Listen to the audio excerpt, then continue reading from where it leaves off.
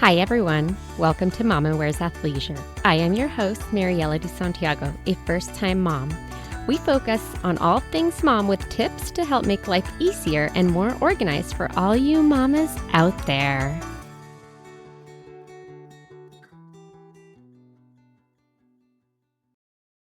Hi, everyone. Today I am here with Hana from Chart Your Cycle, and we're going to talk a little bit about postpartum birth control and the spacing of children. Hi, thanks so much for having me. I'm Hana of Chart Your Cycle, and my business is all about helping women learn how to chart their cycles using the Fertility Awareness Method. So that's charting cervical fluid and basal body temperature to identify exactly when you're fertile. So you can use that for birth control or to help you conceive. And I also just help women make informed decisions, use true informed consent when choosing what birth control method is best for them. So I'm just going to go ahead and jump right into it. What's Yeah. important to know about postpartum birth control? And I think that this is kind of a question that we don't really talk about very often within like our mom friends, but it's Mhm. something that you probably think about a lot because oftentimes you might hear of a friend that became pregnant, maybe not wanting to, but they were breastfeeding, or there's always these stories that you hear. Yes. Yeah. So that definitely about the breastfeeding part, just debunking that myth. That's so important to know postpartum. I feel like that's getting more mainstream that breastfeeding does not protect you from getting pregnant. And so you do need to choose some sort of method that works for you. A little bit about my story. I think that I planned my first pregnancy. I felt really fortunate for that. But after having my baby, it was the pandemic, it was 2020. I moved internationally when my baby was 9 months old. And then I moved again when he was two. And I needed to have a method that worked and I needed that time. And so I think what's important to know postpartum about birth control is having a plan and of what you're going to use. And then also being open.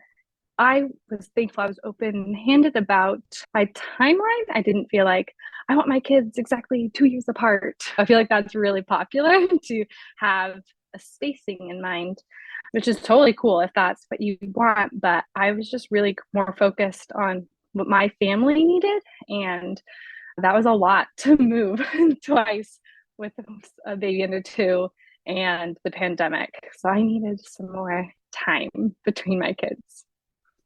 I love that you mentioned that because, yes, in theory, it sounds so nice to be able to like plan it all out. And I want my kids to be X amount of years apart and whatnot. And I thought after 1 year, after my son turned one, that I would be like, okay, I think I'm ready. And now I'm like, oh my gosh, I think I need him to like be in preschool because I need a little time for myself before Mm-hmm, I mm-hmm. dive straight into baby number two. So I'm glad that you mentioned like it's really what is kind of personalized for each family and like what works for them given their situation. Yeah, and not comparing to what other families are doing or that reality of that age pressure. Like I'm getting older, like I already had my first when I was older, so I gotta have the second soon. And there is a reality of that pressure, but I like to take that off women as well. My specialty in women's hormones and fertility. I think that like 35 number just gets so stuck in our head, and to just take that pressure off if you have that time. That's nice to have. Then you have some more options of what maybe baby spacing would look like for you. Feel like we're already talking about this, but what are some things to take into consideration when planning for birth control postpartum? Like, yes, we mentioned think about like what works for your family, but what are some other considerations? Yeah, the big one people talk about is effect on milk supply. So I think often I'll kind of go over a few options of birth controls for postpartum.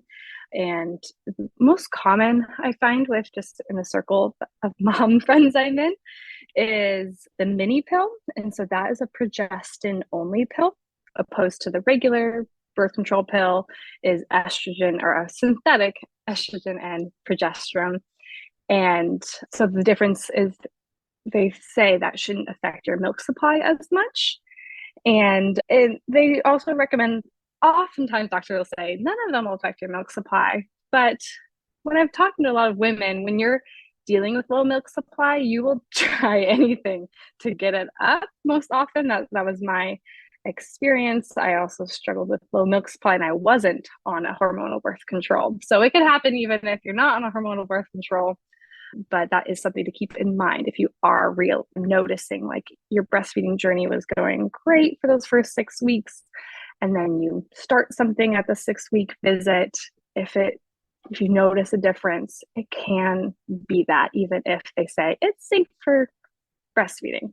How soon after should a mama go on birth control or consider going on birth control? And I know that there are some moms that maybe will choose not to use a specific birth control, but maybe might use like a calendar or charting, which I feel like you mentioned that tends to be a little bit of your specialty as well. How soon should they go on something and why?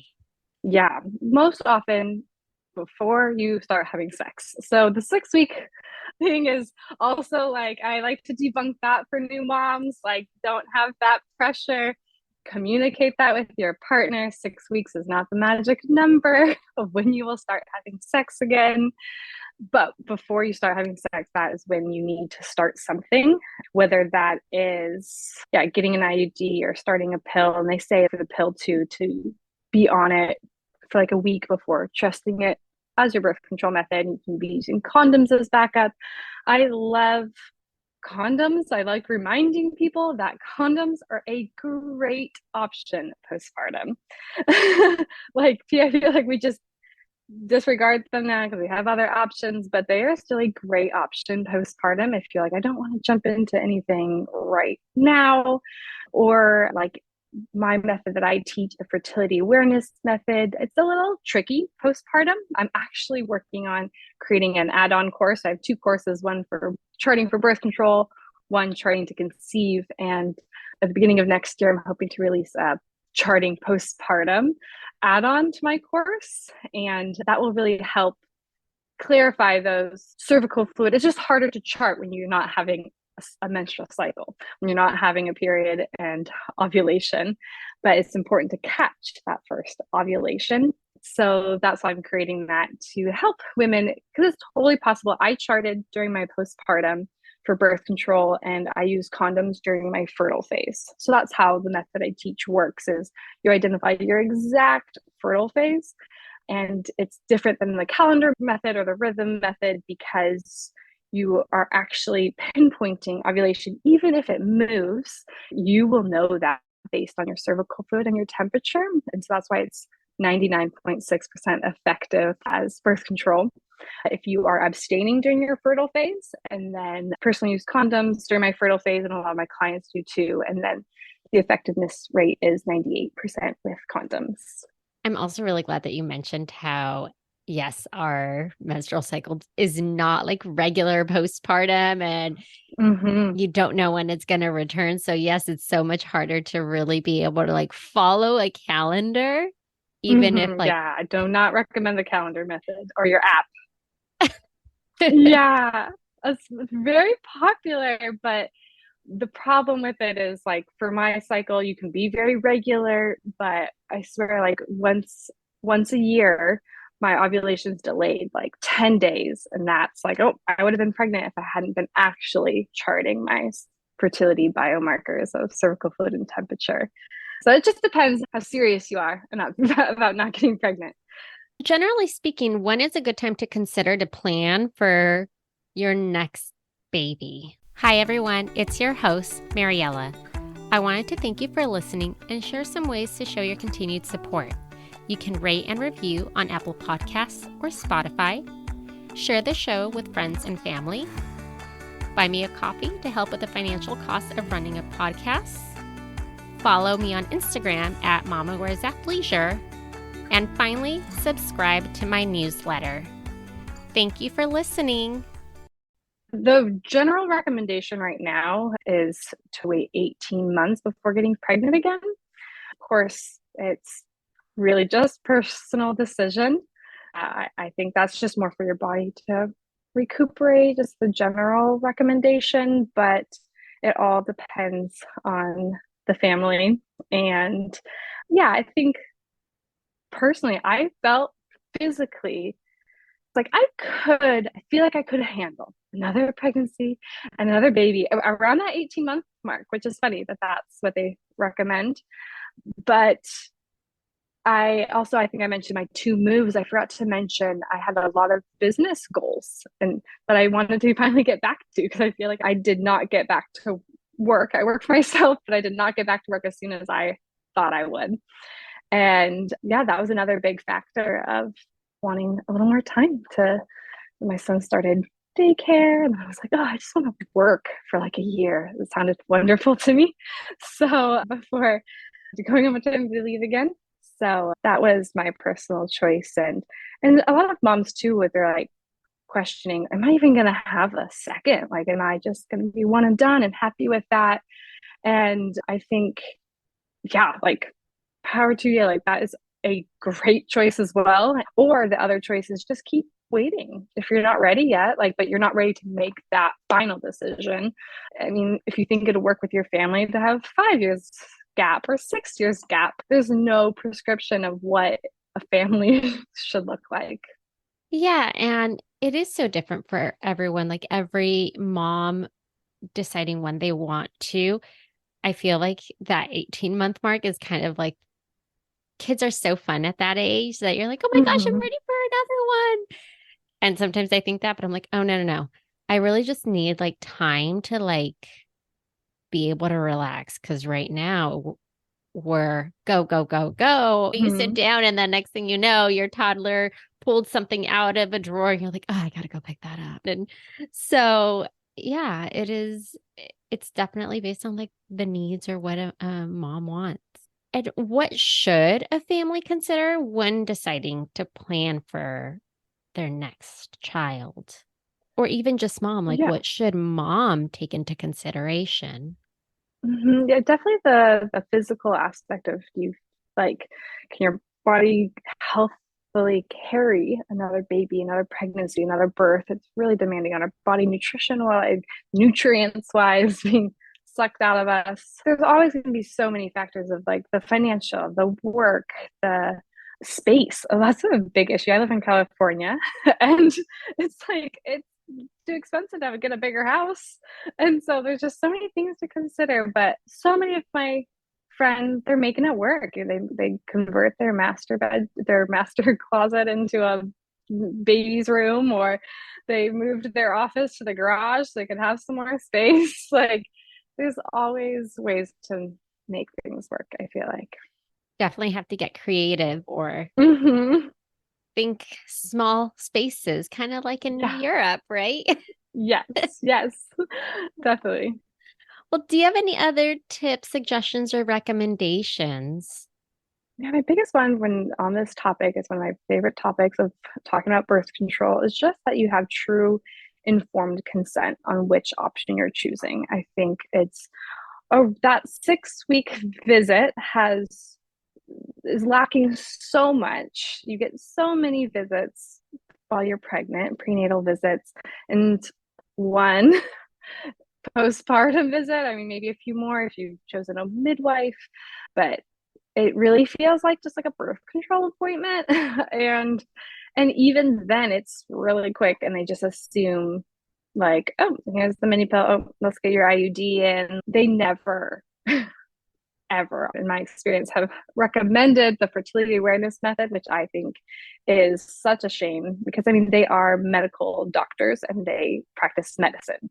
So they were going to recommend you a medicine. And so just knowing the true side effects. And so I mentioned milk supply, but there's so many other side effects that can also happen from birth control. And some women might start the same one they were on before and they were really happy with that birth control, but your body changes and you do not react the same way to all birth controls. And so it's really confusing in that 6 week time frame postpartum because postpartum depression, postpartum blues, like that's one of the biggest side effects of birth control is depression and low sex drive. And so it's just being aware that symptoms you may be experiencing, like it could be caused from that, even if your doctor denies it. And so just trusting your intuition, and not settling with negative side effects. Like there's other options out there. If you weren't happy with your IUD, you could either try the pill, or if you want nothing to do with hormonal birth controls, the copper IUD is a okay option. It's just also has a lot of other negative side effects that are hormone related, but very painful, causes a lot of inflammation. And again, just kind of big promoter of condoms postpartum too is a great choice. And then for charting your cycle postpartum, even though it's a little trickier postpartum, it's really, once you learn the basics of it, it isn't too hard. I believe charting your cycle is never too hard for women to understand. We are smart enough to know how our bodies work, and we deserve to know how our bodies work. So that's just really my big takeaway for people, is to find what works best for you and don't settle if you're not happy with it. So if you need another option, yeah, just know that fertility awareness method is also an option that can be strongly considered when you learn it correctly. And it just takes a little bit of upfront learning. So maybe with a brand new baby, that's a hard ask. So kind of be thinking about, if anybody's listening to this while pregnant, like what is your plan postpartum? Like making sure you can do a little bit of research on birth controls before you have a 6-week-old and have to make that decision. That's just a hard time. You're not getting enough sleep to make a true informed decision. And your body really is not ready at 6 weeks. There's still so much, right? So many changes, and you're learning who you are. And yeah, that postpartum like recovery, it's so different for everyone. So yeah, 6 weeks really is just like, or even the 8 weeks, just not enough time. So just be thinking about it ahead of time, and yeah, to be talking about it with more people. I think that's great that you have this podcast, because yeah, I think birth control's not talked about enough, and just all the different options. Well, thank you so much. I appreciate you taking time and sharing all of this. Yeah, definitely. I'm going to create a discount code too for your listeners. And so you can add that to the show notes, I'm sure, for my chart for birth control course, or my chart to conceive course as well, if you want to use that later. And then soon my postpartum add-on in the beginning of 2024. And yeah, it's just like a 3-hour video course, and included in it is a one-on-one with me to review your charts, because that's really where you get the confidence in charting, is when you can review your charts with somebody, and I take all the guesswork out of it, so that you can confidently answer the question every day, like, am I fertile today or not? For all my clients, I guarantee you can answer that question every day with confidence. And that's really the difference of just trying to learn it on your own, or just trying to use an app. Yeah, that confidence factor is big. And effectiveness. And that's what you get when you work with an instructor, is confidence and higher effectiveness rate. Great. So that code will be in the show notes for anyone that wants to head over to your site and purchase any of those. Awesome. Thanks so much. Thank you. Thank you for listening. Tune in next week for our next episode. You can find us on Instagram for more updates and tips. Be sure to subscribe wherever you listen to your podcasts, and give us a review if you like us.